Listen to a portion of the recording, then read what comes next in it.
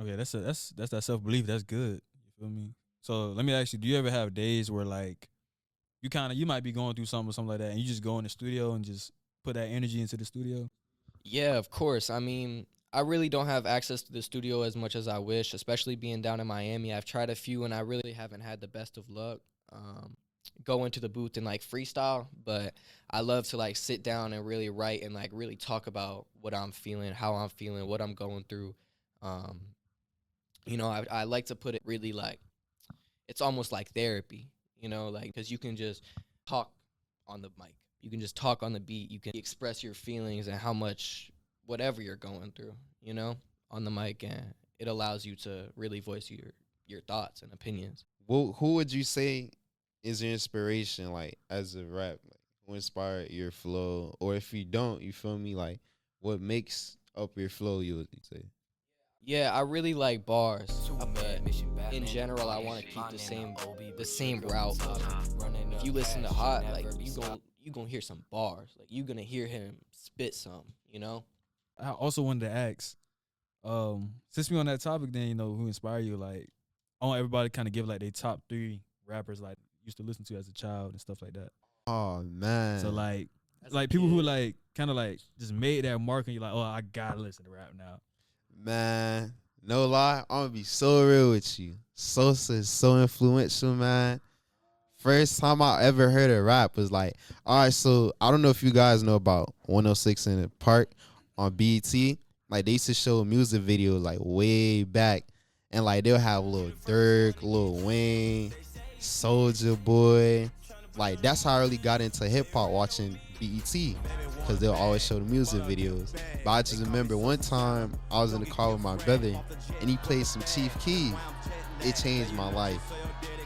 I'm not even gonna lie to you. I was like, ever since I heard him, I'm like, yo, rap, hip hop is like actually cool. And I just got into rap ever since then. Like, she's still my favorite of all time to this day. One of the goats for sure. One of the most influential, no matter what. That'll never be, regardless of what you think about his music. It doesn't matter because he really put that vibe. Like that influence on the game was so heavy, and everybody loves Sosa. You know. Um, no, I really like Drake ever since a little kid. Like I just loved how like he was able to bring that pop star vibe. And he gets a lot of hate for that, but being able to sit down and, you know, write a rap song is completely different than writing a singing song or a club banger Right. or so like when you really have that versatility in your bag, that makes you unstoppable. I really, just like him and Rod Wave, Rod Wave does a lot of the singing and a lot of the rapping, kind of both hand in hand. But I also love Low Shimmy right now. Low Shimmy been on a tear. He just dropped Zombieland 2. He's been on a crazy tear. I can't lie. I went to go see him. Seen him was having La Tyler, C Stunna, Kodak popped out. Nardo Wick was there That's a for crazy free. I was lineup. front row Nah, for for real. free. So it was crazy. That was a great experience in Miami. That was like one She. of the first ones. I mean, my boys were like, free trip, might as well go. It was pouring rain. We were stepping through it. My pants were soaked to my knees. It was so bad. It was pouring rain, and we were outside, but it was all worth it because Kodak popped out. That was right after he dropped his album. Um, but man, that was like one of the most notable experiences I've had in Miami, just because I love this rap. Like I love this rap stuff. I love this music. So I really wanna study it, and I wanna be able to, see what the greats do, and of course, these guys are ahead of me when it comes to the fame and the glory, and they have more experience than me in the rapping, but I want to be there one day. Right. Right.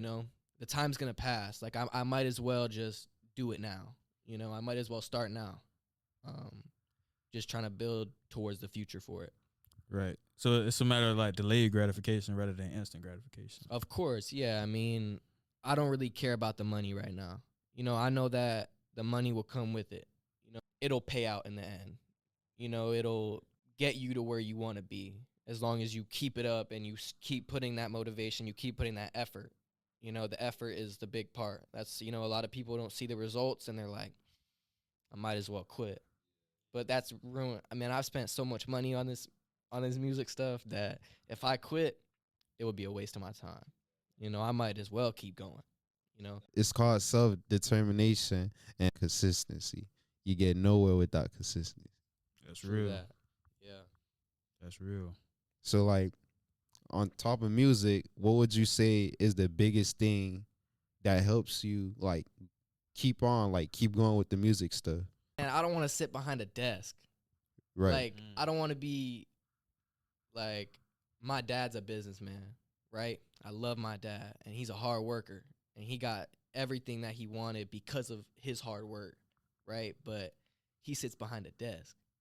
I can't do that. I can't sit behind a desk and be in a cubicle and, you know, do that type of stuff without just wanting to just quit. Yeah, you know? yeah. But if I can be locked up in a studio expressing myself to the world, you know, so that people can hear what I'm talking about, that's like what really, I want to make a change, you know, like I want to use my platform for bigger things.